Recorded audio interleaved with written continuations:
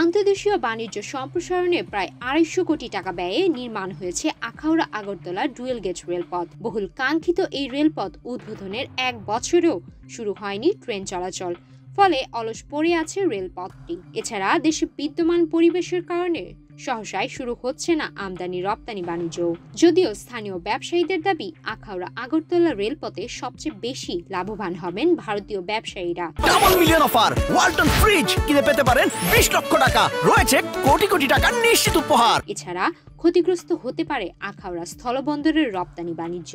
সব মিলিয়ে প্রশ্ন উঠেছে, তাহলে কি পতিত সরকার ভারতের স্বার্থ রক্ষায় এই প্রকল্প করেছে? সরকার ভারতের ইচ্ছা অনুযায়ী বাণিজ্য চালু করতে সম্মত না হওয়ায় সহসাই প্রকল্পটি আলোর মুখ দেখছে না। তাহলে কি ২৫০ কোটি টাকা গচ্ছা যেতে বসেছে? এমন প্রশ্ন এখন অনেকের। প্রকল্পের নথি বলছে, ব্রাহ্মণবাড়িয়ার আখাউড়ার গঙ্গাসাগর রেলওয়ে স্টেশন থেকে আগরতলার নিশ্চিন্তপুর পর্যন্ত রেলপথ নির্মাণ কাজ শুরু হয় ২০১৮ সালের জুলাই মাসে।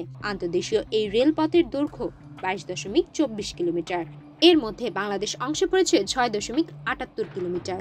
২৪১ কোটি টাকা ব্যয়ে বাংলাদেশ অংশের নির্মাণ কাজ করেছে ভারতীয় ঠিকাদার প্রতিষ্ঠান Texmaco rail and engineering limited. Corona মহামারী সহ নানা সংকটে ১.৫ বছরের এই প্রকল্পের কাজ শেষ করতে সময় লেগেছে ৬ বছরেরও বেশি। পুরোপুরি প্রস্তুত হওয়ার পর কয়েক দফায় ট্রায়াল রান শেষে ২০২৩ সালের ১ নভেম্বর ভিডিও কনফারেন্সে বহুল কাঙ্ক্ষিত আখাউড়া আগরতলা রেলপথের উদ্বোধন করেন বাংলাদেশের সাবেক প্রধানমন্ত্রী শেখ হাসিনা ও ভারতের প্রধানমন্ত্রী নরেন্দ্র মোদী। এর মধ্যেই ওই বছরের ৩১ অক্টোবর আখাউড়া আগরতলা রেলপথ দিয়ে পণ্য আমদানি রপ্তানি অনুমতি দিয়ে প্রজ্ঞাপন জারি করে জাতীয় রাজস্ব বোর্ড। এই রেলপথ দিয়ে ভারত থেকে অর্ধশতাধিক পণ্য আমদানি এবং সব ধরনের পণ্য রপ্তানি করার কথা বাংলাদেশি ব্যবসায়ীদের। স্থানীয় ব্যবসায়ীরা বলছেন, আমদানি রপ্তানি বাণিজ্য সম্প্রসারণে রেলপথটি নির্মিত হলেও কার্যত এটি ব্যবহৃত হবে ভারতের উত্তর পূর্ব রাজ্যগুলোতে পণ্য পরিবহনে। উত্তর পূর্ব রাজ্যগুলোর সঙ্গে সড়ক ও রেলপথে কলকাতা বা অন্য রাজ্যগুলোর দূরত্ব অনেক বেশি। এতে করে পণ্য পরিবহনে সময় বেশি লাগার পাশাপাশি খরচও হয় বেশি। মূলত ভারতীয় ব্যবসায়ীরা এই রেলপথ দিয়ে নিজেদের পণ্য পরিবহন করবেন। এতে করে তাদের ব্যবসায়ীরা বেশি লাভবান হবেন। এছাড়া আখাউড়া স্থলবন্দর দিয়ে ভারতের উত্তর পূর্ব রাজ্যগুলিতে পণ্য রপ্তানির পরিমাণও কমবে।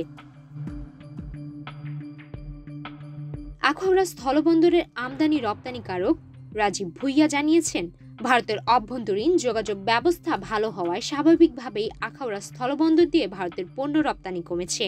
বর্তমানে যে কয়েকটি পণ্য নিয়মিত রপ্তানি হয় তার মধ্যে অন্যতম রড ও সিমেন্ট।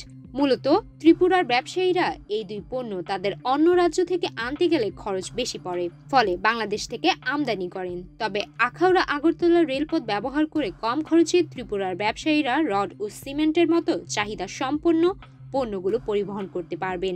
এতে করে রপ্তানি বাণিজ্য ক্ষতিগ্রস্ত হবে। আখাউড়া স্থলবন্দরের C&F এজেন্ট অ্যাসোসিয়েশনের সভাপতি হাবিবুল হাসান জানান, রেলপথ দিয়ে বাংলাদেশের রপ্তানি বাণিজ্য খুব বেশি বাড়বে না, তবে পণ্য আমদানির মাধ্যমে সরকারের রাজস্ব বাড়ানো সম্ভব। কখন রেলপথ দিয়ে ট্রেন চলবে সেটি সরকারি সিদ্ধান্ত বলে জানিয়েছেন আখাউড়া উপজেলা নির্বাহী কর্মকর্তা গাজালা পারভিন রুহি।